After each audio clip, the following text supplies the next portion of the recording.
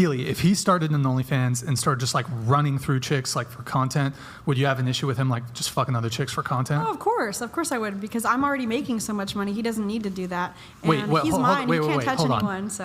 Whoa, okay. So, yeah. We've unraveled another layer here. So if he was making content, strictly content, no romantic, no emotional connection, you would have an issue with him sleeping with other women. Oh, of course, like. Because I'm the one making money, and he doesn't need to touch anyone else. And I don't even want to touch anyone else. Listen, but like, Mick's a handsome guy. Yeah, but he's mine, so anyone touches him, you die. Not literally, but you know. So why is it okay the other way around then? Well, because we both decided this is what we're going to do for money. So if he wants to have me quit, I will. And he needs to find another job that's not what I'm doing. So. Has your job given you any trauma? Okay, let's stop. We don't need to ask that. It's obvious, right? The trauma it's on display. Okay, it's on display. So he's mine. He can't touch anyone. From the girl who's sleeping with a whole bunch of random dudes on OnlyFans. You see, the reason I brought it up and said parental, because do you see that? Who runs that household? She does. She runs that household. Now, you think she's only running that household when it comes to her OnlyFans? No. That power dynamic bleeds out, shall we say. Every component of that house is run by her. Notice how he's silent that whole time, sitting there like a declawed cat, right? Rare. Because she's saying he can't do it. So she says it's okay for her. It's okay for her to be out there. If he decides that he wants to do that to make a little extra cash, no, he's mine. In fact, she says if anybody touches him, they're going to be in trouble. Oh, I'm going to kill him. Not literally, but blah, blah, blah, blah. And her excuse is, well, I'm already making money. So I'm fulfilling that role, and he doesn't need to do it because I'm already bringing the money in. Okay, so what if he decided that he was tired of that? He should, by the way. Why don't these guys tune into my channel? Here's what this guy should do. Mick. Is that his name? Mick or Nick or something? Here's what you should do. Let's pretend your name's Mick because it's easier for me that way. You should go to her and say, you know what? I think the amount of money that we make is good, but I think you need a rest. And I think I'm going to do the OnlyFans for a while, and it'll be the same dollar value, right? You know, we won't lose any money. But I feel like I need to get out there. See what she says. You see how fast that carrot top head would spin around real fast, Exorcist style. Because she's insecure and jealous, right?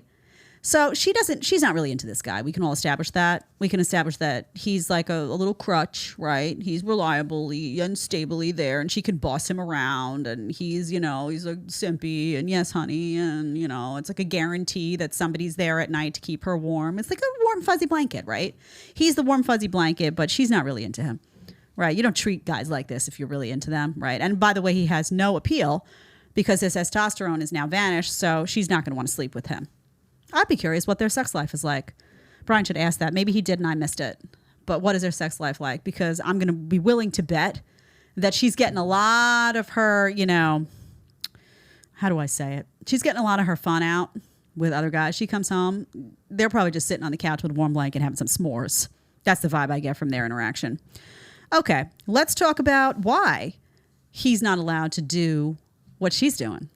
Mm-hmm. Let's listen. Let's go to 5159. Okay, so I have like a boundary. So I was going to say, what can I do? I'm very torn on what I'm comfortable with because I haven't really decided yet. But I do think I've tried to get him a sugar mama because I have sugar daddies, but he hasn't pursued it enough. And I told him it's okay if he wants to because but I guess she definitely has a jealous streak where if I even talk to other girls who are just, I have no intention of ever dating or I'm not flirting at all and I'm just talking to them, maybe they're just someone at the cashier counter and they're literally just taking my order for coffee, and she's gotten jealous, like, how'd that girl look at you and stuff? Like, why is she looking at you like that? Everyone feels that way. Everyone watches she says TikTok everyone, and everything. but I feel like that's something she gets, and I don't get that way when she talks to other guys. I'm not like, I don't think she's going to try to bone a guy just because she's talking to him. Does that bother you? It does bother me. I hate jealousy. I hate jealousy in a relationship. I think women, if she should know that I'm with her, and just because I'm talking to another woman does not mean that I want to sleep with her. Okay, could we just pause this, though? Could this guy be any unhappier than he is right now? He's cracking out of his shell. Oh, yeah, he's starting though. You see he got on there and he's getting like Mike Courage now. Yeah. You know, he started real like this. So now he's like, yeah, it does bother. Now he's having therapy with Brian. He's doing his therapy thankfully for us all to see because it's wildly entertaining. It would be a shame if that was behind closed doors. You know what I mean? Then I wouldn't be able to comment on it and we'd all suffer. Could he be any more unhappy? The guy's miserable in this relationship, but he feels he's been depleted. He feels like he doesn't have options. His testosterone is, he needs, you know what he needs? He needs to join some Hustlers University or something, this guy. He needs to go on in there, get a good talking to, you know, really get in the boxing ring, get some of that testosterone running again, and then he needs to go back to her and have a conversation like a man. That's what he needs. So notice how he says, what can I do? Mommy, Mommy, what can I do? And then she says, well, I told him it was okay to do X, Y, and Z. It's a mom-son relationship. I'd be curious to see what his relationship is like with his mom. We often talk about the problems that when you see these problem women, what's their relationship with their dad? What's his relationship with his mom? Does he have one? Well, he does now. He does now. So he's not allowed to talk to girls at the supermarket, even just at the checkout counter, to say, oh, thank you. She's got all her horns twisted about that, but she's allowed to go and sleep with a bunch of strange men on OnlyFans for cash. What's the power dynamic in that relationship like? Any guesses from the audience? Anyone? Venture a guess? Okay. She's a little jealous. She's insecure. She's troubled, a little sick up here, right? There's stuff going on that's not good. She should, you know, maybe consider dealing with some of that stuff because this guy's not going to last. And you know how I know he's not going to last? Because he's getting that Mike Courage, right? So if given even a bit of a platform to express himself, which he probably doesn't have at home, or if he had really quality male friends that said to him, dude, like, what are you doing? What is going on in your mind that got warped? You know, if he had somebody that gave him some advice, somebody, this wouldn't be happening. But maybe she's got him isolated from everybody. There seems to be some odd type of bubble going on there because this guy, if given the chance, would eventually be like, well, wait a minute. Why am I only speaking when spoken to? Why am I acting like a 4-year-old? Is my you-know-what still there? Oh, it's there. I guess, is it working? I don't know. Okay.